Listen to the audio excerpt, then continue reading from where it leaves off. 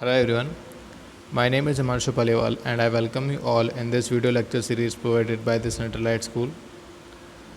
The class is Science and in this class we are going to continue our first chapter, The Matters in Our Surroundings.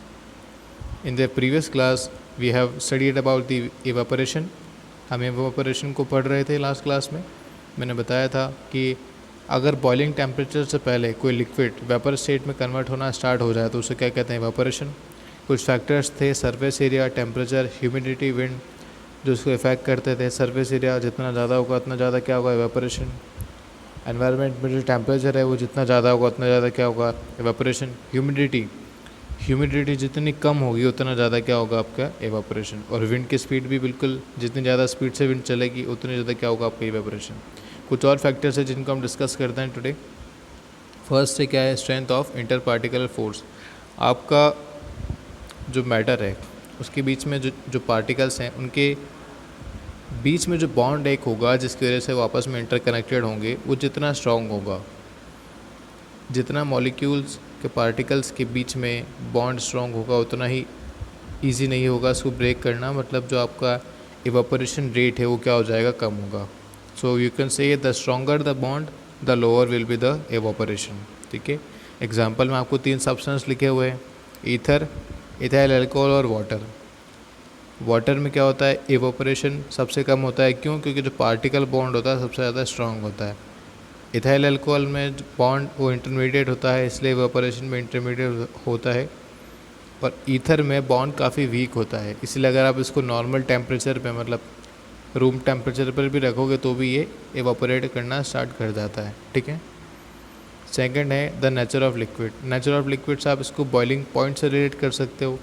जिसका boiling point जितना कम होता है, मतलब जितना कम temperature पे boil होना start हो जाता है उतना ही ज़्यादा क्या होता है इसके अंदर, इवेपोरेशन. सीधी सी बात है कि अगर नॉर्मल टेम्परेचर पर भी कोई लिक्विड है जो बॉयल हो रहा है तो उसका जो इवेपोरेशन रेट होगा वो ज़्यादा होगा comparing to the other substance. ठीक है. तो ये कुछ फैक्टर्स थे जो क्या करते हैं, इवेपोरेशन को अफेक्ट करते हैं. ठीक है. इवेपोरेशन कॉज कूलिंग, मैंने आपको लास्ट क्लास में बताया भी था कि जो इवेपोरेशन होता है जिस भी सरफेस से होता है उसको कुछ हीट चाहिए होती है. ठीक है. लेटेंट हीट उसको चाहिए होती है ताकि वो अपनी स्टेट से चेंज हो सके, लिक्विड से वेपर में जा सके. तो वो जो लेटेंट हीट है वो कहीं से तो ऑब्जर्व करेगा, है ना. तो जिस भी सरफेस पर आपका लिक्विड होगा वहाँ पर फिर आपको क्या महसूस होगा, आपको कूलिंग महसूस होगी. उसका रीज़न क्या है, क्योंकि वहाँ से इवेपोरेशन हो रहा है. इवेपोरेशन में क्या लगती है, हीट लगती है. तो जिस भी सरफेस पर आपका लिक्विड है वो वहाँ से हीट एब्जॉर्ब करना स्टार्ट करेगा. ठीक है. सबसे पहला एग्जांपल है pouring of the acetone on your palm. आपके हाथ में अगर आप एसीटोन रखते हो, एसीटोन एक लिक्विड होता है. ठीक है. अगर आप उसको हाथ में रखते हो तो थोड़ी देर बाद जो लिक्विड है वो गायब होना स्टार्ट होता है और आपका जो हाथ है वहाँ पर आपको कूलिंग फील होना स्टार्ट हो जाती है. सेकेंड एग्जाम्पल क्या कहता है, sprinkling of water on open ground after hot sunny day.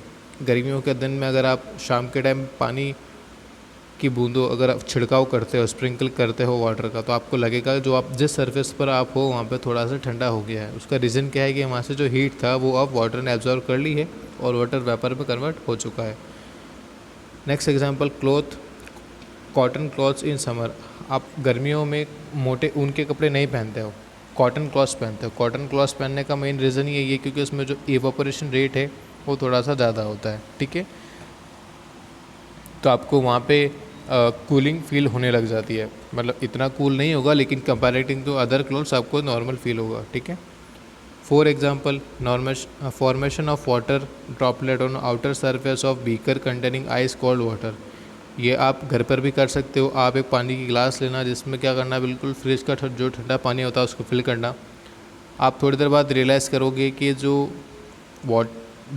Glass का जो आउटर सरफेस है, ठीक है, वहाँ पर क्या हो जाता है, वाटर ड्रॉपलेट, मतलब वहाँ पे पानी भरना स्टार्ट हो जाता है. तो अभी पानी कहीं ना कहीं से तो आया होगा, गिलास के अंदर छेद तो है नहीं जो बाहर आ गया होगा.